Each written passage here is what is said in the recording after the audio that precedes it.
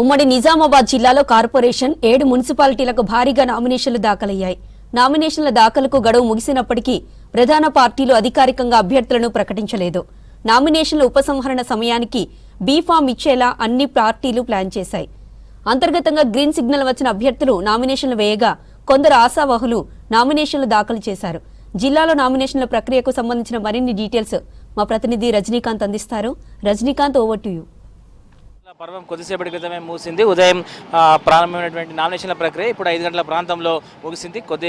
ఉదయం నుంచి కూడా ఆయా నామినేషన్ సెంటర్ల వద్ద భారీగా జనం వచ్చారు. ప్రధానంగా పోటీ పడేటువంటి అభ్యర్థులు, ఆయా పార్టీల తరఫున పోటీ చేసినటువంటి అభ్యర్థులు కావచ్చు, లేకపోతే ఇండిపెండెంట్గా పోటీ చేసినటువంటి వ్యక్తులు పెద్ద సంఖ్యలో ఆయా నామినేషన్ సెంటర్లకు చేరుకున్నారు. ప్రధానంగా నిజామాబాద్ కార్పొరేషన్లో ఉదయం నుంచి కూడా చాలా హడావిడిగా అనిపించింది. నిజామాబాద్ నగర కార్పొరేషన్కు సంబంధించి 60 డివిజన్లు ఉన్నాయి. ఇందులో 60 డివిజన్లకు గాను 20 నామినేషన్ కేంద్రాలని ఏర్పాటు చేశారు. కొద్దిసేపటి క్రితమే నామినేషన్ల ప్రక్రియ ముగిసింది. మనం చూడొచ్చు నిజామాబాద్ నగరంలోని ఒక నామినేషన్ సెంటర్ వద్ద మనం ఉన్నాము. ఎవరైతే 5 గంటల లోపు ప్రమిసెస్లో ఉన్నారో వారిని మాత్రం నామినేషన్లకు అలౌ చేస్తున్నారు. ఎవరైతే 5 గంటల లోపు రీచ్ అయిన వారు ఉన్నారో వారందరికీ కూడా నామినేషన్లు సమర్పించేందుకు అవకాశం ఇస్తున్నారు.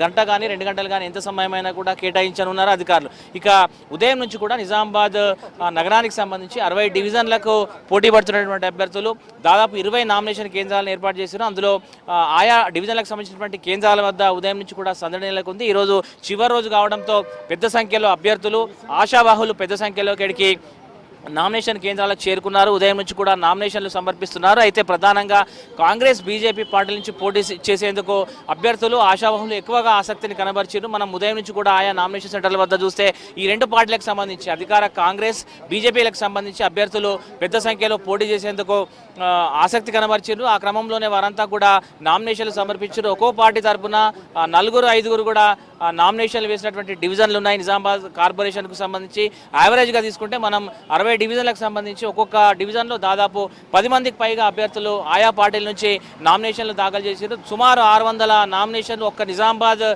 నగర కార్పొరేషన్కు సంబంధించి ఈరోజు దాఖలైనట్టుగా కూడా ప్రాథమికంగా అధికారులు అంచనా వేస్తున్నారు. ఇంకా నామినేషన్ల ప్రక్రియ కొనసాగుతుంది. ఆయా నామినేషన్ సెంటర్ల వద్ద ఇంకా నామినేషన్ సమర్పించేందుకు అభ్యర్థులు, ఆశావాహులు ఉన్నారు కాబట్టి ఇంకా దీని సంఖ్య పెరిగేటువంటి అవకాశం ఉంది. ఇక అటు ఆర్మూర్కు సంబంధించి 36 వార్డులకు గాను దాదాపు 300 పైచీలకు నామినేషన్లు వచ్చినట్టుగా తెలుస్తుంది. ఇటు బోధనకు సంబంధించి 38 వార్డులు ఉన్నాయి. 38 వార్డులకు సంబంధించి కూడా దాదాపు వార్డుకి 5-6 చొప్పున నామినేషన్లు దాఖలైనట్టుగా తెలుస్తుంది. ఇక అటు కామారెడ్డి, ఎల్లారెడ్డి, బాన్స్వాడ, బిచ్కుంద, కొత్తగా ఏర్పడినటువంటి బిచ్కుంద మున్సిపాలిటీకి సంబంధించి కూడా ఈసారి మొట్టమొదటి కౌన్సిలర్లుగా చెప్పుకునేందుకు వీలుగా పోటీకి ఆసక్తి కనబరిచారు. ఈ క్రమంలో ఫస్ట్ టైం బిచ్కుంద మున్సిపాలిటీగా ఏర్పడినటువంటి నేపథ్యంలో కౌన్సిలర్గా పోటీ చేసేందుకు చాలామంది అభ్యర్థులు నామినేషన్లు దాఖలు చేశారు. అయితే ప్రధానంగా ఉమ్మడి జిల్లా వ్యాప్తంగా కూడా మనం చూసుకుంటే ఒక కార్పొరేషన్తో పాటు 7 మున్సిపాలిటీలకు సంబంధించి కాంగ్రెస్, బీజేపీలకు సంబంధించి ఇప్పటివరకు బీ ఫామ్స్ ఇవ్వలేదు.